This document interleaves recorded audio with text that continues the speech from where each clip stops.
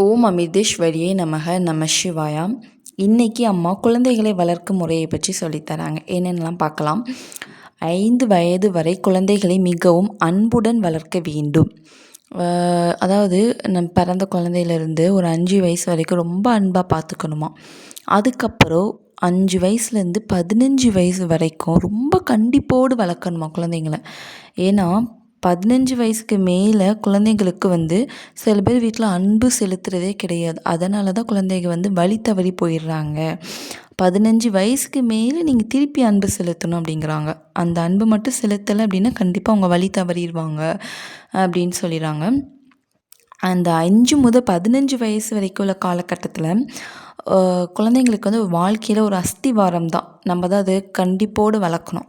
அந்த கண்டிப்போடு கொடுத்தா தான் அதை அக்செப்ட் பண்ணிக்கும். அன்பாக நம்ம அந்த டைமில் ஊட்டி வளர்த்தோம் அப்படின்னா அவ்வளோதான், நம்மளை மீறி ஏஞ்சிக்கோங்க குழந்தைங்க. ஸோ 5 to 15 வயசு வரைக்கும் மிக மிக கண்டிப்போடு வளர்க்கணும். 15 வயசுக்கு மேலே நீங்கள் அன்பு செலுத்தலாம் அப்படின்னு சொல்கிறாங்க. ஏன்னா அதுக்கப்புறம் தான் குழந்தைங்களுக்கு அன்பு தேடி பிறரை நாடுமா அந்த வயதுக்கு வந்ததுக்கப்புறம்.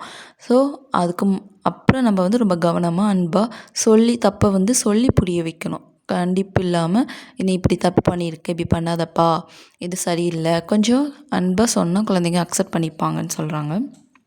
இதனால் பல இளைஞர்களும் இளம்பெண்களும் அம்மாவிடம் எங்களுக்கு வீட்டில் போதிய அன்பு கிடைக்காததால் நாங்கள் தீய வழிகளில் செல்கிறோம் என்று கூறுவதுண்டு. அம்மா கிட்ட போய் நிறைய பேர் இப்படி சொல்லியிருக்காங்க. நிறைய குழந்தைங்க, டீனேஜில் உள்ள பசங்க எல்லாமே, எங்களுக்கு வீட்டில் அன்பு கிடைக்கலன்னா நாங்கள் என்ன பண்ணுறது, நாங்கள் வெளியில் தானே தேடி போக வேண்டியது இருக்குது அப்படின்னு சொல்லிட்டு அம்மா கிட்ட சொல்லியிருக்காங்க. அம்மா என்ன சொல்கிறாங்க அப்படின்னா, அன்புக்காக ஏங்கும் வயது இது. ஆனால் பொதுவாக இக்குறிப்பிட்ட பருவத்தில்தான் பெற்றோர் தங்கள் குழந்தைகளை அடிக்கவும் திட்டவும் செய்வார்கள். அவர்களை நேசிக்காதது மட்டுமின்றி அருகில் கூட நெருங்க விட மாட்டார்கள். கண்டித்து படிக்க வைக்க வேண்டிய காலத்தில் செல்லம் கொடுத்தால் குழந்தைகள் கெட்டு போய்விடுவார்கள். படிக்காமல் சோம்பேறிகள் ஆகிவிடுவார்கள். ஆனால் வயது வந்த பின் குழந்தைகளை கண்டிக்காமல் தவறுகளை சுட்டிக்காட்டி புரிய வைக்க வேண்டும். ஸோ கண்டிப்பாக வயது வந்த பின் குழந்தைகளை அடிக்கிறதை விட்டுட்டு அதை நம்ம தவறுகளை சுட்டிக்காட்டி புரிய வைக்கணும், கொஞ்சம் அன்பு கொடுத்து அப்படின்னு சொல்கிறாங்க. அதுக்கப்புறம் குழந்தைகளுக்கு சிறு வயதிலே பெற்றோர்கள் ஆன்மீக விஷயங்களை சொல்லிக் கொடுக்கணும்னு சொல்கிறாங்க. வளர்ந்த பிறகு ஒரு சில குழந்தைகள் வழி தவறி போயிடுச்சு அப்படின்னா கூட உள்ளத்தில் அடித்தளத்தில் இருக்கும் இயல்புகளின் காரணமாக எதிர்காலத்தில் அவங்க மீண்டு நல்வழிக்கு திரும்ப வாய்ப்பு இருக்குது.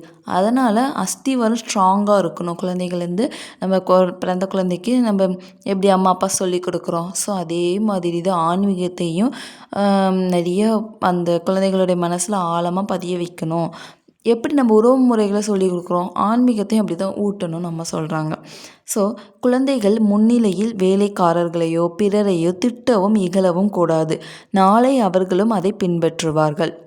சில பேர் வீட்டிலலாம் சண்டைகளே குழந்தைங்க முன்னாடி தான் வரும். ஏன்னா குழந்தைங்களாலே தான் சண்டையே வரும். அப்போது ஹஸ்பண்ட் அண்ட் ஒய்ஃப் ரொம்ப சண்டை போட்டுப்பாங்க. அவங்க இவங்கள திட்டுவாங்க, இவங்க அவங்கள திட்டுவாங்க ரொம்ப. ஸோ அது குழந்தைங்களுடைய மனசில் ஆழமாக பதியும். நாளைக்கு ஃப்யூச்சரில் அந்த குழந்தைங்களும் அந்த மாதிரி நடந்துக்க வாய்ப்பு இருக்குதுன்னு சொல்கிறாங்க. ஸோ அந்த மாதிரி பண்ணக்கூடாது. குழந்தைங்க நல்லபடியாக வரணும் அப்படின்னா அதுக்கு நம்ம தான் பேஸாக இருக்கணும், அதாவது முன் உதாரணமாக இருக்கணும்னு சொல்கிறாங்க.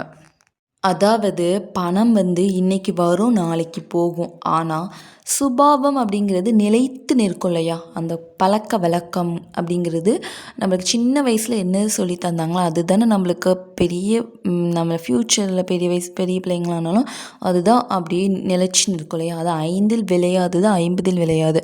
ஸோ அந்த 5லேயே நல்லா வளர்ச்சி ஆன்மீகத்தை நல்லா புகட்டி விட்டுட்டோம் அப்படின்னா அந்த குழந்தைங்களை பற்றி நம்ம கவலையே பட வேண்டாம். அது எங்கேனாலும் போய் பொழைச்சிக்கும், ஆன்மீகத்தில் முன்னேறிக்கும். ஸோ நம்ம வழியில் ஆன்மீகத்தில் முன்னேறிட்டு இருக்கலாம் அப்படின்னு சொல்லிட்டு அம்மா சொல்கிறாங்க.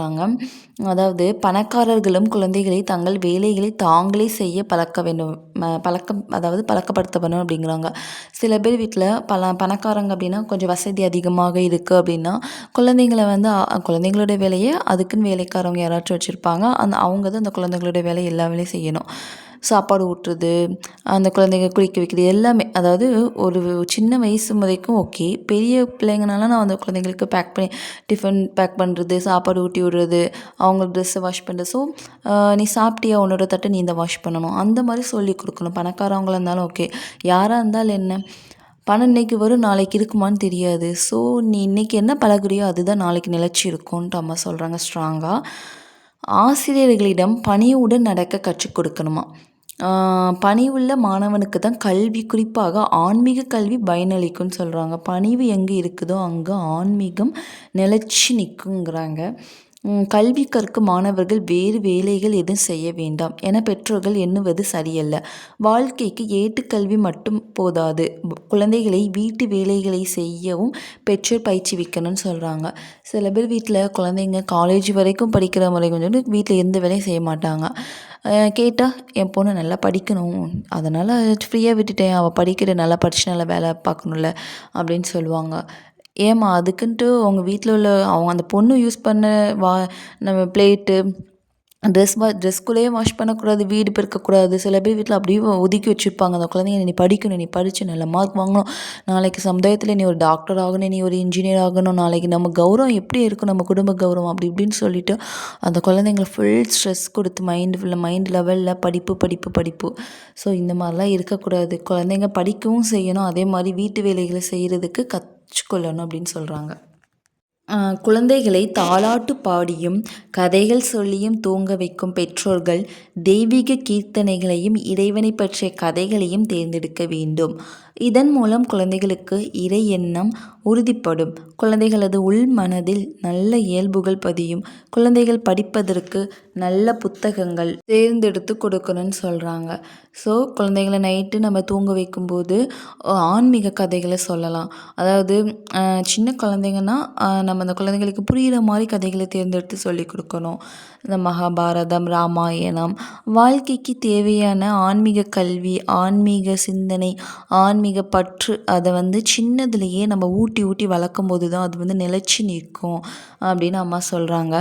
குழந்தைகளது மனப்பக்குவம் முதியோர் அளிக்கும் ஒழுங்கு கட்டுப்பாடுகளை பொறுத்தது தான் அப்படின்னு சொல்கிறாங்க. அதாவது நம்ம என்ன பண்ணுறோமோ அதுதான் அந்த முதியோர்கள் நம்ம சொல்லிக் கொடுக்கணும் குழந்தைகளுக்கு.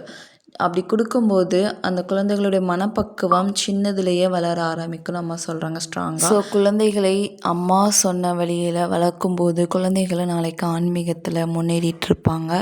நமக்கு குழந்தைகளை பற்றி எந்த கவலையும் இருக்காது. நம்மளும் ஆன்மீகத்தில் முன்னேறதுக்கு முயற்சி செஞ்சு கொண்டே இருப்போம். ஸோ எதையும் பற்று இல்லாமல் இறைவன் மீது மட்டுமே பற்று வைக்க சொல்லி கற்றுக் கொடுக்கும்போது நாளைக்கு அந்த குழந்தைங்க ஒரு இறைவனை நோக்கி பயணம் செய்கிறதுக்கு நம்ம ஒரு உந்துதலாக இருக்கணும்ன்ட்டு அம்மா சொல்கிறாங்க. ஸோ நன்றி. ஓம் அமிர்தேஸ்வரி நமக நம சிவாய.